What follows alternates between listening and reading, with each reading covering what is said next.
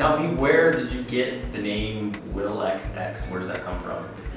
A lot of people think it's straight edge because of the XX movement, but it's just, if you put the XX together, the top part is a W, the bottom part is an M, it's just my initials. Oh. It's nothing fancy. There was when I started tattooing, there was another Will in town. I was bad, but he was really bad. And I just didn't want my work associated, so I just needed to separate myself, so I just tacked on the XX real easy. Why do you feel like people get tattoos? What's their purpose? Why do they do it? To me, it's a sense of control. It's very freeing, and it's decoration. It's cool attention. I've loved tattoos. I would say for myself, the reason I like tattoos so much is I feel like on my skin, I put my story. This is me, this is my life, this is what this represents. Some people don't have that, and that's okay. But for me, I almost wear it as a badge of honor, like this is my life, and I'm expressing it through art. It's cool. I can look at all this stuff, and it's also a timeline. You know, I know where I was for each tattoo that I've gotten. I've gotten my wife to tattoo me, I want my kids to tattoo me, and it's just little memories. You just look at it, that permanent mark on your body, and it reminds you of somebody or an event or something. Someone comes into the studio right now and says, tattoo me whatever you want. What's it gonna be? I have a few go-tos. You see a lot of ravens and animal stuff, skulls. Dead girl, I like really pretty faces with like dark elements to it. A lot of contrast. I don't like doing tattoos, as weird as that sounds. I don't like, like the lettering on the back, the traditional eagle on the chest type of stuff. It's cool, it's fun, but I just would rather do more art on skin than a tattoo art as a tattoo. So why do you feel like you've been so successful with giving tattoos? What sets you apart from other tattoo artists in the Valley here?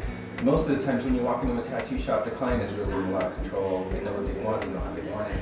That's fine if that's what your thing is, but sometimes you want something more. You want to go to a high-end restaurant to get an amazing meal. You can't make that yourself, or else you would have. You want to be treated a certain way, and I think that's what I bring to the table, is a different level of artistry and also a different level of treating my clients. What is the dumbest tattoo someone has ever brought to you and said, hey, will you do this? This guy wanted an angry banana on his butt.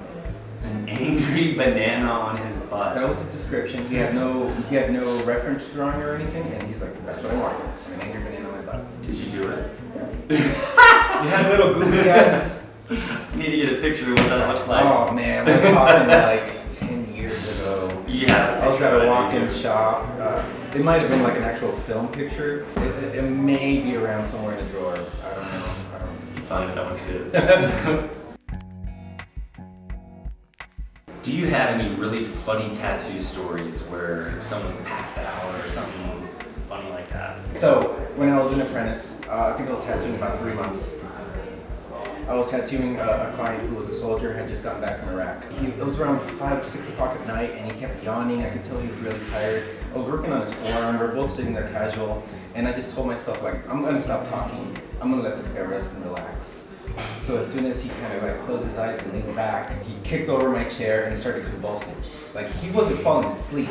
He was passing out, and he started having a seizure at my station. So that was no fun. That was not a fun introduction to what a worst case scenario of a tattoo may be. You did my first tattoo for me and kind of got me obsessed with this whole tattoo thing, so I personally blame you. Well, we sprinkle crack in the ink. So everybody keeps on coming back, yes. Yeah, just a little bit. I feel like you're a little bit misunderstood, where initially I was like, holy cow, getting a tattoo is the hardest thing in the world to get a tattoo by Will, because you don't do certain art. Why don't you do portraits? I don't mind doing celebrities and movie stuff, that's fun. But there's no emotional connection sometimes. One little flick and they're cross-eyed.